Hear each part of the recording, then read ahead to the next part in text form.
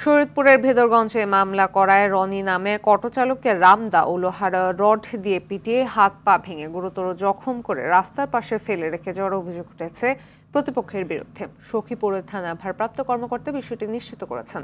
Police জানায়, কয়েক মাস আগে থেকে কিশোর গ্যাং অনিক খালাসি, কাঞ্চন মৃধা ও তার সহযোগীরা রনির কাছে চাঁদা দাবি করে আসলে রনি তাদের বিরুদ্ধে মামলা দায়ের করে।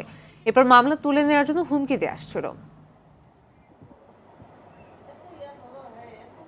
অনিক খালাসি এবং কি কাঞ্চন মিদ্যা আমার থেকে 5 লক্ষ টাকা চাঁদা চেয়েছিল।